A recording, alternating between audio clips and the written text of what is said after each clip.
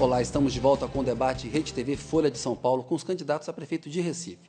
Este debate está sendo transmitido na internet pelo portal da Rede TV e pelo site da Folha de São Paulo. Agora, o jornalista Eduardo Scolese, da Folha de São Paulo, e o jornalista Marcos Sugahara, da Rede TV, farão perguntas aos candidatos. Vejam as regras. O jornalista tem 30 segundos para perguntar. O candidato responde em 1 minuto e meio. O jornalista faz a réplica em 30 segundos e o candidato tem 1 minuto para a tréplica. Agora o Eduardo Scolese, da Folha, escolhe e faz a pergunta em 30 segundos. A minha pergunta é para o candidato Geraldo Júlio. Candidato, a campanha do senhor arrecadou até agora pouco mais de 4 milhões de reais. Isso representa praticamente a soma dos demais candidatos a prefeito aqui do Recife. O senhor não teme que esse montante de dinheiro represente uma pressão para o senhor depois beneficiar essas empresas numa eventual gestão do senhor na prefeitura? Obrigado, Scolese. Candidato Geraldo Júlio tem 1 minuto e meio. Obrigado, Scolese. De maneira nenhuma, não temo essa pressão. A minha campanha é a única que está divulgada no meu site, com toda a transparência, todos os doadores, todas as despesas. É uma campanha que tem hoje, em muitas outras capitais, campanhas que já gastaram muito mais. É uma campanha que, agora que nós chegamos a 2/3 do período de campanha, chegamos à metade do que estava previsto no limite de gastos apresentado no registro da candidatura no TRE. Uma campanha que presta contas de tudo o que está sendo feito. Naturalmente, nós temos um tempo de horário eleitoral gratuito muito maior e precisamos gastar um pouco mais do que as outras candidaturas. Mas está tudo prestado conta, os doadores são públicos, estão lá divulgados, e eu fui o único a colocar no site da minha campanha exatamente quem são toda a publicação de todas as doações e de todas as despesas que estão lá colocadas. Estou absolutamente tranquilo, cumprindo a lei e, com certeza, vamos ter total tranquilidade para fazer o governo. Obrigado, candidato. Scolese agora tem a réplica em 30 segundos. Scolese. Candidato, parte dos doadores do senhor não é pública. Dos 4 milhões que o senhor arrecadou até agora, 3 milhões, mais ou menos, vieram da chamada doação oculta, por meio do partido, que é o PSB. Em nome da transparência, o senhor se compromete a divulgar quais são essas empresas que envolvem esses 3 milhões que vieram do partido do senhor? Obrigado, Scolese. Candidato Geraldo Júlio tem 1 minuto de tréplica. Scolese, desculpa, essa doação oculta é um texto gerado aí, eu não sei por quem. As doações estão todas registradas, divulgadas tanto no site do TSE quanto no site da minha campanha. Sou o único candidato que fez isso. Está tudo lá doado, está tudo lá demonstrado, todas as demonstrações são feitas, o partido também faz a prestação de contas no mesmo dia que é feito o da candidatura. Então está tudo público, está tudo lá colocado. As candidaturas têm uma regra estabelecida pela legislação de como é que devem fazer a captação de recursos para fazer a aplicação na campanha. É tudo legal, está tudo feito publicamente, tudo divulgado no site do Tribunal Superior Eleitoral e tudo divulgado no site da minha campanha. Então, eu estou absolutamente tranquilo. Nós chegamos a 2/3 da campanha já e estamos agora na metade dos recursos que prevíamos gastar até o final, quando da convenção e do registro da candidatura fizemos a previsão da limitação de gastos. Então, estou absolutamente tranquilo e temos certeza que vamos ter um governo de muita paz. Obrigado, candidato. Agora o Marcos Sugahara faz a pergunta. Bom, a minha pergunta é para o candidato Humberto Costa. A sua candidatura foi uma imposição da Executiva Nacional do PT que impediu o prefeito João da Costa de tentar a reeleição. O senhor começou como líder nas pesquisas e depois caiu bastante. É possível atribuir essa queda ao artificialismo e ao autoritarismo da direção do PT? Obrigado, Sugahara. Candidato Humberto Costa tem 1 minuto e meio para responder. Em primeiro lugar, minha candidatura não foi imposta autoritariamente por ninguém, muito menos de São Paulo. Eu atendi a um pedido de um pernambucano, o primeiro pernambucano a ser presidente da República e o homem que mais fez por Pernambuco e pela cidade do Recife ao longo da história do nosso país, que foi o presidente Lula. Atendi também o apelo da presidenta Dilma, todos preocupados que nós pudéssemos dar continuidade a um projeto que mudou e melhorou a vida da população da cidade do Recife. E foi dessa forma que aceitei essa indicação.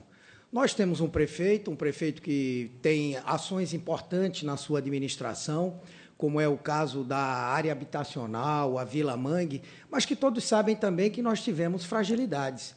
E foi por essa razão que o presidente Lula e a presidenta Dilma, junto com o PT nacional, mas com o respaldo do PT municipal e do PT estadual, sugeriram o meu nome para que alguém com mais experiência, com mais vivência política, com mais experiência administrativa, inclusive, pudesse resgatar um projeto político.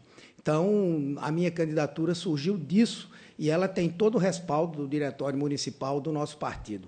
E eu sou candidato exatamente para que a gente possa fazer com que o Recife siga em frente em mudanças importantes que aconteceram e que vão continuar acontecendo. Portanto, não há nenhuma imposição, nenhum autoritarismo e muito menos qualquer artificialismo.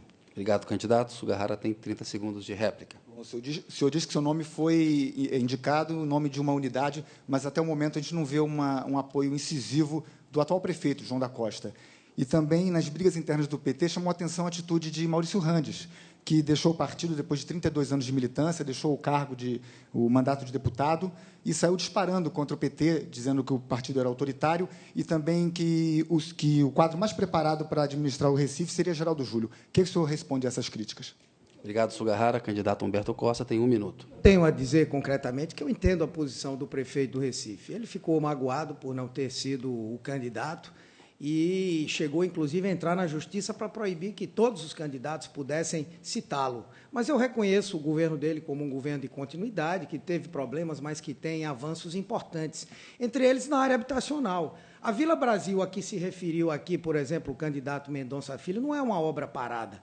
Quem passa ao lado do Fórum da Justiça, ali na região do Coque, vai observar que há 3 pavimentos sendo construídos, 3 prédios sendo construídos, que eles vão exatamente abrigar aquelas pessoas que moram em palafitas, ali no lado dos Coelhos e no lado do Coque. São investimentos importantes de uma aliança entre o governo federal e o governo municipal. E são coisas como essa que nós queremos fazer com que elas vão adiante. Essa discussão de briga, se fala em briga, o PT briga, é verdade, mas briga para garantir renda para as pessoas, para garantir justiça social.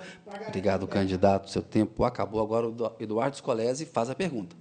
A minha pergunta é para o candidato Daniel Coelho. Candidato, como conciliar o crescimento da cidade e conter a violência ao mesmo tempo? O senhor acha que a prefeitura tem que ter um papel protagonista também no controle da violência, na segurança pública, ou esse papel, na opinião do senhor, é só do governo do Estado e também com recursos federais? Obrigado, Scolese. Candidato, só tem 1 minuto e meio. A segurança é responsabilidade de todos, responsabilidade do governo do Estado, evidentemente, principalmente na repressão. A questão da segurança tem que ser tratada de 2 formas. A mão repressora, a polícia, essa ação é do governo do Estado e a sua responsabilidade é do governo do Estado. Mas a mão amiga, a mão que dá oportunidade, a mão que olha pelo futuro das pessoas, essa é da prefeitura, é a mão social. A cidade de Medellín, na Colômbia, uma cidade do tamanho do Recife, com 1,5 milhão de habitantes, mais pobre do que a nossa, conseguiu sair, em apenas 6 anos, um índice de 150 assassinatos a cada 100 mil habitantes para apenas 22. O Recife tem mais de 40 assassinatos a cada 100 mil habitantes. Conseguiram pegar uma cidade 3 vezes mais violenta que a nossa e deixá-la mais segura. Como? Com cultura, esporte, lazer, teatro, atividades para os jovens nas comunidades carentes. O Recife tem espaços abandonados. Nós temos os centros sociais urbanos que foram feitos pelo governo do Estado e que hoje estão abandonados, numa parceria PSB-PT. Eles estão exatamente em áreas de alta criminalidade. Agora a gente vê muita promessa fácil chegar, muita gente dizendo que vai construir coisa nova. O que a gente vai fazer em relação à segurança é resgatar o fiado que eles deixaram. Nós vamos recuperar os centros sociais urbanos, colocando ali atividades para os nossos jovens, chamando as pessoas que hoje estão em situação de risco para que elas possam, sim, sonhar com um futuro melhor através dessas ações nos centros sociais urbanos. Obrigado, candidato. Agora o Scolese tem 30 segundos de réplica. Candidato, como aproveitar o aumento do efetivo que, com certeza, virá para o Recife durante a Copa do Mundo e deixar fixo essas ações aqui na cidade? Candidato, só tem 1 minuto. Copa do Mundo será uma grande oportunidade para o Recife. Nós vamos ter a chance de mostrar ao mundo quem somos. Podemos mostrar uma boa cidade ou uma cidade não tão boa. Para isso, é necessário que, em primeiro lugar, nós coloquemos novos conceitos de convivência urbana. O Recife hoje é uma cidade que praticamente não tem conceito de educação ambiental ou de respeito ao espaço público. O mesmo cidadão que vai ao shopping center, compra um picolé, anda por dentro do shopping center inteiro e não joga o lixo no chão, ele, quando bota o pé na calçada, ele joga fora. Exatamente porque está faltando o poder público mostrar, através dos seus recursos, que nós precisamos respeitar o espaço público. Podemos fazer isso com a verba de publicidade. A Prefeitura, no ano de 2009, investiu 14 milhões de reais em publicidade. 2010, 15 milhões de reais. 2011, 15. Esse ano, até agora, 16 milhões. Não estou falando em diminuir a verba, não. Estou falando em usar ela em benefício do povo. A verba de publicidade não pode ser usada, como está sendo utilizada atualmente, para promover o nome do prefeito ou aquele que é seu candidato. Ela tem que ser usada para trazer conceitos de educação ambiental e respeito ao espaço público. Obrigado, candidato. Agora o Marcos Sugahara faz a pergunta. Bom, minha pergunta é para o candidato Mendonça Filho. O senhor começou muito bem nas pesquisas, em segundo colocado, mas, de repente, despencou e ficou abaixo dos 10 pontos percentuais. Por que esse fracasso na campanha e por que essa fatia do eleitorado abandonou o senhor? Candidato, o senhor tem 1 minuto e meio. Bom, Marcos, eu acho que essa sua análise está muito simplista, né? A posição da nossa candidatura, ela se dá tendo em vista um ambiente de embate direto com quem está no governo. Democracia pressupõe imprensa livre, parlamento representativo e, ao mesmo tempo, oposição para fiscalizar quem está no poder. Quem está no poder no Recife hoje é o PT e o PSB. Governam essa cidade há 12 anos. O Recife hoje está uma cidade abandonada, literalmente abandonada. O lixo tomando conta da cidade, a cidade suja, nas áreas centrais, o bairro do Recife Antigo foi praticamente abandonado, a periferia do Recife também muito mal cuidado. Os serviços básicos, educação, saúde, também abaixo da crítica. A educação no Recife é a pior do Brasil, praticamente, a 26ª, para ser preciso, a última colocada no Nordeste. Então, a gente precisa ter uma alternativa na oposição, e eu represento essa oposição com responsabilidade, apresentando soluções viáveis no cuidado com a cidade, na coleta do lixo, na limpeza, na coisa simples, cuidar das praças, dos parques, cuidar das ruas esburacadas, lamentavelmente largadas na cidade. A fedentina toma conta do Recife e, infelizmente, a responsabilidade por essa gestão é do PT e do PSB. Então, nossa candidatura representa a oposição. De certo modo, a visão de alguns é que atrapalha essa interpretação correta. Obrigado, candidato. Seu tempo acabou. Agora o Sugahara tem 30 segundos de réplica. Bom, candidato, eu ainda insisto nesse aspecto do desempenho eleitoral.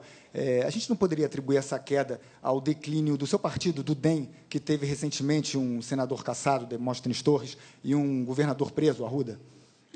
Candidato, só tem 1 minuto. De forma alguma, Marcos. Eu acho que, do ponto de vista de punição, o único partido do país que adotou a punição devida foi o Democratas, expulsando José Roberto Arruda, do Democratas, e também o senador Demóstenes Torres. Então, se porventura você fosse fazer uma alusão específica com relação a uma situação como essa, você deveria dizer o mesmo com relação ao PT, que está enfrentando aí o escândalo do Mensalão, sendo punido pelo judiciário à mais alta corte do país, e necessariamente você não tem a repercussão direta nas campanhas. Quem conhece o nosso histórico sabe, em Pernambuco e no Recife, que é de trabalho, de transformação. A história nossa no território pernambucano foi realmente de uma guinada efetiva na realidade pernambucana, que era um estado decadente, até o início do governo Jarbas Mendonça, que retomou o desenvolvimento com distribuição de renda, melhoria da qualidade de vida para o nosso povo. Obrigado, candidato. Chegamos ao final do segundo bloco. O debate Rede TV Folha de São Paulo volta daqui a pouco com um novo confronto direto entre os candidatos a prefeito de Recife.